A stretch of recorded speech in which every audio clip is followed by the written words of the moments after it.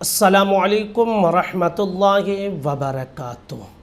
अगर नफल नमाज ना पढ़कर उसकी जगह पे हम अपनी क़ज़ा नमाज़ें पढ़ें तो ये बेहतर है या नहीं, पढ़ सकते हैं या नहीं। इसी तरह जो सुन्नतें गैर मुअक्कदा हैं, जैसे असर में 4 रकात फ़र्ज़ से पहले जो 4 रकात सुन्नत है वो सुन्नतें गैर मुअक्कदा है। इशा में 4 रकात फ़र्ज़ से पहले जो 4 रकात सुन्नत है वो सुन्नतें गैर मुअक्कदा है। तो सुन्नतें गैर मुअक्कदा की जगह पर अगर हम अपनी क़ज़ा नमाज़ें पढ़ें तो पढ़ सकते हैं या नहीं। बहुत अच्छा ये सवाल है और इसको जानना, इस मसले को समझना बहुत ज़रूरी है। याद रख लीजिए कि जो नमाज़ें आपके ज़िम्मे में क़ज़ा हैं उनके बारे में आपसे सवाल होगा।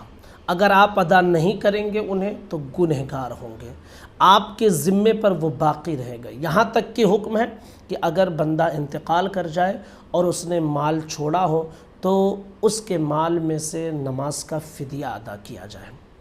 तो नमाज अगर क़ज़ा है तो उसके बारे में आपसे सवाल होगा, पूछा जाएगा। और नफल नमाज जो है ये अगर आप पढ़ते हैं तो सवाब है, नहीं पढ़ते हैं तो आपसे पूछा नहीं जाएगा, गुनाह नहीं है। सुन्नतें गैर मुअक्कदा के हवाले से भी यही हुक्म है कि अगर नहीं पढ़ते हैं तो गुनाह नहीं है। तो अब इससे अंदाज़ा आप लगा लीजिए कि एक तरफ क़ज़ा नमाज जिसके बारे में सवाल होगा और एक तरफ नफल नमाज और सुन्नतें गैर मुअक्कदा जिनके बारे में सवाल नहीं होगा। तो अब एक अक्ल सलीम रखने वाला इंसान ये फ़ैसला कर सकता है कि यार जिसके बारे में सवाल होगा और जो हमारे ज़िम्मे में बाकी है उन्हें हमें अदा कर लेना चाहिए। तो अब इससे ये समझ में आता है कि नफल की जगह पर अगर कोई इंसान अपनी क़ज़ा नमाज़ें पढ़ता है तो बिलाशुबा ये दुरुस्त है। सुन्नतें गैर मुअक्कदा की जगह पर अगर कोई इंसान अपनी क़ज़ा नमाज़ें पढ़ लेता है तो ये दुरुस्त है।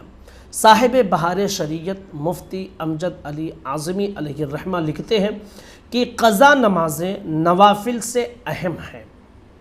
क़ज़ा नमाज़ें नवाफिल से अहम यानी नफल नमाज से अहम है कि क़ज़ा नमाज को अदा कर ली जाए, जैसा कि बार शरीयत जिल्द नंबर 1 हिस्सा नंबर 4 सफ़ा नंबर 55 पर मौजूद है। तो अब इससे साफ आप समझ सकते हैं कि क़ज़ा नमाज़ें ज़िम्मे में बाकी हैं।